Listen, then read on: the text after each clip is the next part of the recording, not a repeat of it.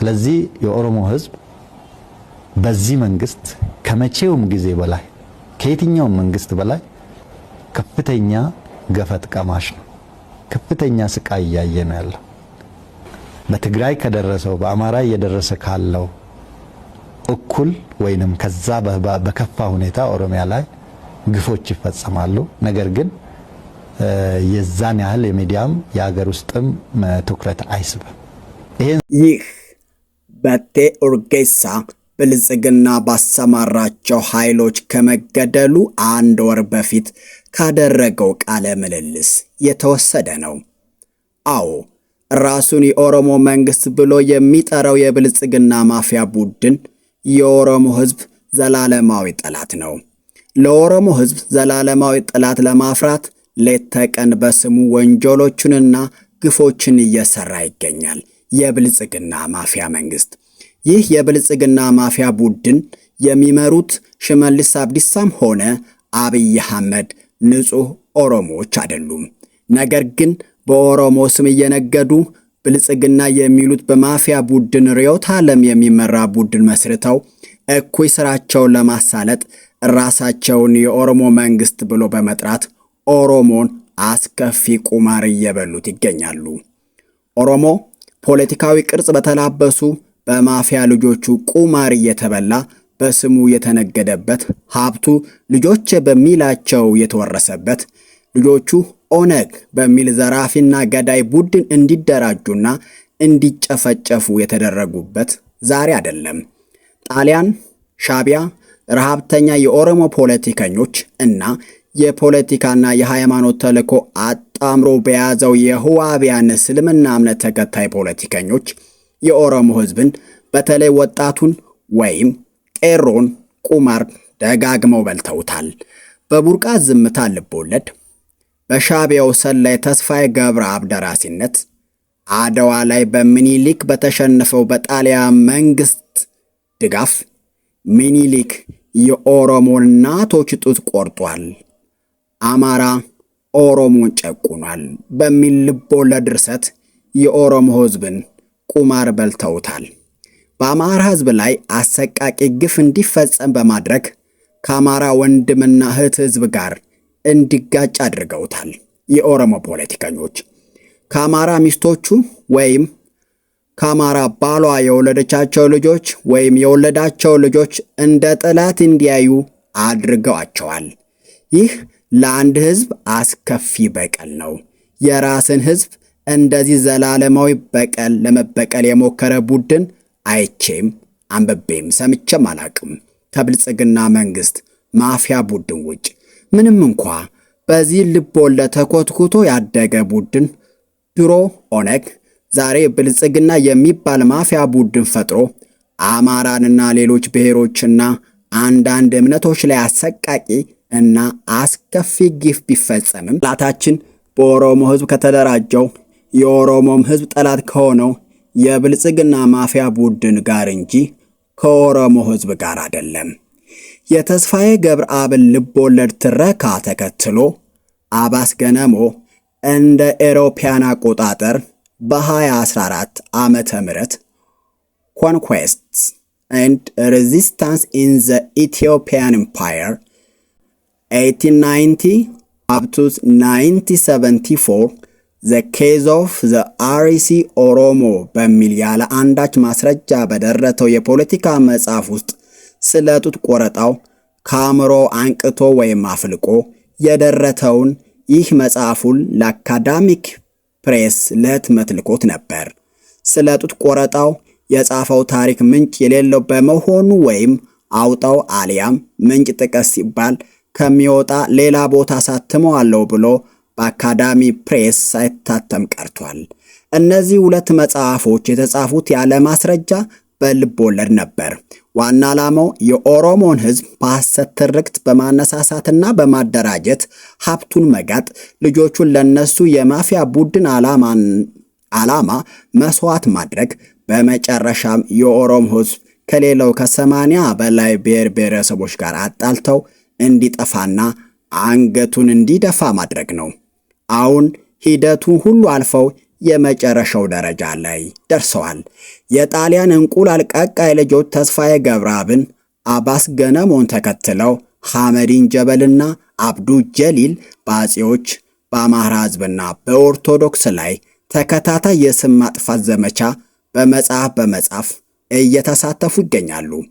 በተስፋዬ ገብረአብ፣ አባስ ገነሞ፣ ሐመዲን ጀበል፣ አብዱ ጀሊል ልብ ወለድ ድርሰቶች እንደ እውነተኛ የታሪክ ማስረጃ በመጠቀም በትምህርት ስርዓት ውስጥ በማካተት የኦሮሞ ሕፃናትና ወጣቶችን ምኒልክን፣ ኢትዮጵያንና አማራን ጠል ሆነው እንዲያድጉ ፖለቲከኞች የፖለቲካ ማንፌስቶ ከነዚህ መጽሐፍ እንዲቀዳና እንዲቀነቀን ሆነ።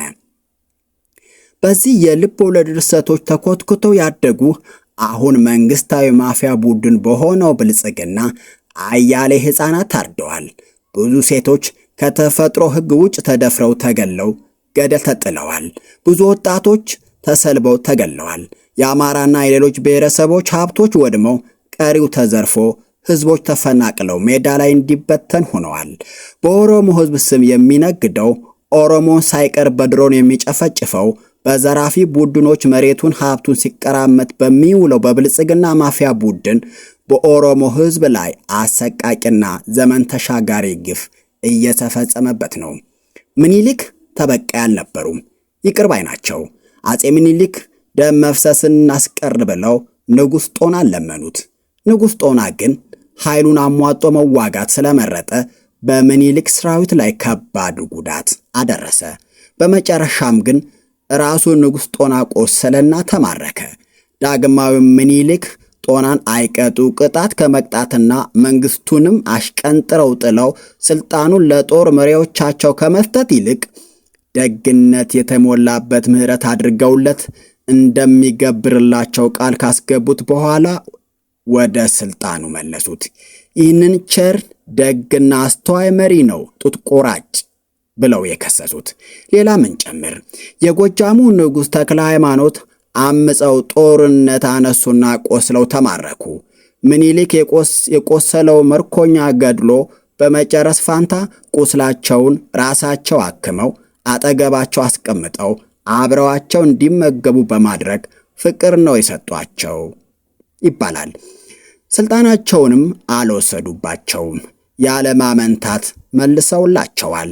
በእርግጥ ዳግማዊ አጼ ምኒልክ ርኅሩህ ነበሩ። አገራቸው ለመውረር የመጡ ምርኮኞችን ጣሊያኖችን እንኳን በርኅራኄና በደግ አያያዝ ነበር የያዟቸው። እኚህ ሰው ጡት ቆርጠዋል፣ አስቆርጠዋል ብሎ መፈረጅ አግባብነት የሌለው ትንሽ የፖለቲካ ጠቀሜታ ለማግኘት የሚነዛ ርካሽ ፕሮፓጋንዳ ነው። ምኒልክን ጡት ቆርጠዋል ብለው ለማስጠላት ሐውልት ያቆሙ አካላት በድርጊታቸው ማፈር እና ያንን አሳፋሪ ሐውልትን ማፍረስ ይገባቸዋል።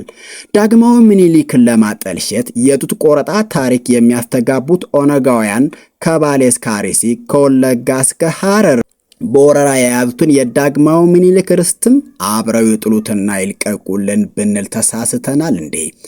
በኢትዮጵያ ታሪክ የተመዘገበ የጡት ቆረጣ ታሪክ የምናገኘው አንደኛ በዘመነ መሳፍንት አባዱላ ወይም ረቢ ሰጠን ባለው የእንደራሴነት ወንበር ወንድሙን ካስቀመጠ በኋላ ለወንድሙ ሕዝቡ እንዲገብር ባወጣው አዋጅ ለጉግሳ ያልታጠቀ ወንዱን ቁላውን ሴቱን ጡቱን ይሰለብ ሲል ባወጣው አዋጅ ነበር።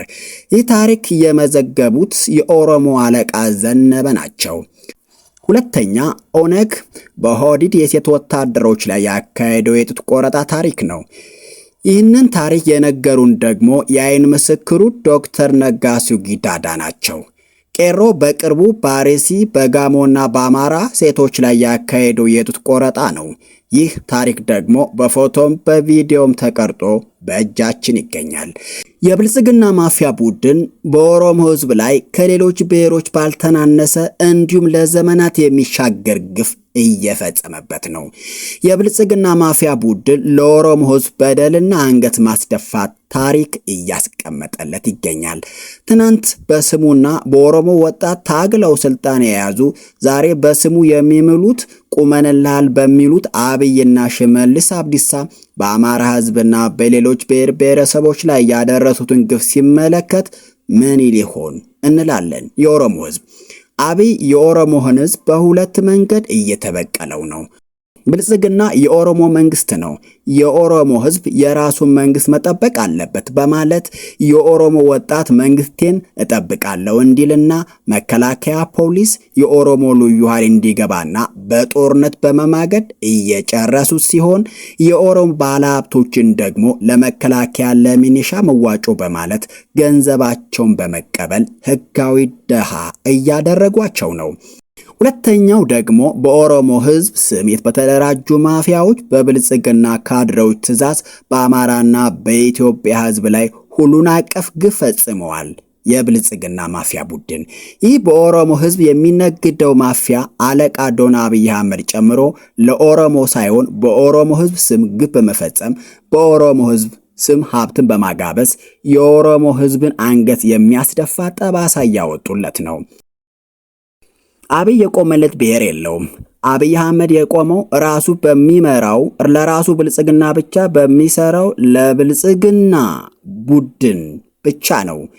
የማፊያው አለቃ አብይ አህመድ ማለት እኮ ትናንት ድንቡሎ ያልነበራቸውን 120 የኦሮሞ ማፊያ ቡድን አደራጅቶ ቢሊዮነር እንዲሆኑ አድርጎ የኦሮሞ ህዝብን ሲገል፣ ሲዘርፍ፣ ሲያሰቃይ፣ ቤቱን ሲያፈርስ፣ መሬቱን ሲወርና ሲሸጥ፣ የኦሮሞ ሴቶችን ሲደፍር የሚውል ጸረ ኦሮሞ ነው ብልጽግና። አብይ ማለት እኮ የኦሮሞ ህዝብን ሸኔ ኦላ በሚል ከፋፍሎ በድሮን ሲጨፈጭፍ ሲያስጨፈጭፍ የሚውል ጸረ ኦሮሞ ነው። ራሱን የኦሮሞ መንግስት ብሎ የሚጠራው የብልጽግና ማፊያ ቡድን የኦሮሞ ህዝብንና የኦሮሞ ትውልድን አንገት የሚያስደፋ በኦሮሞ ስም ብዙ ወንጀሎችን ፈጽሟል። ብልጽግና የኦሮሞ ህዝብ እንዲጠላ ያላደረገው ክፉ ስራ የለም። በኦሮሞ ስም ሴቶችን ደፍሯል። በኦሮሞ ስም አንገት፣ ጡት፣ እግር፣ ብልት ቆርጧል። ህፃናትን ሳይቀር አቃጥሎ ገሏል። በኦሮሞ ስም ቤቶችን አፍርሶ ብሔር ብሔረሰቦች ሜዳ ላይ በትኗል። ብልጽግና በኦሮሞ ስም የአገሪቱን ሀብት ዘርፏል። በኦሮሞ ስም ሰዎችን እያገተ ይገርፋል። ሰዎችን ሲያሰቃይ በኦሮሞኛ ቋንቋ እያወራ በቪዲዮ ቀርጾ ያስተላልፋል። በኦሮሞ ስም ጥቅም ያገኛል። በኦሮሞ ስም ሰዎችን ገንዘብ እየተቀበለ ይቀጥራል። ሌሎች ብሔሮችን ከስራ ያባርራል። ብልጽግና በኦሮሞ ስም ተሳፋሪዎችን ያግታል። በኦሮሞ ስም ኦሮሞዎችን ይጨፈጭፋል።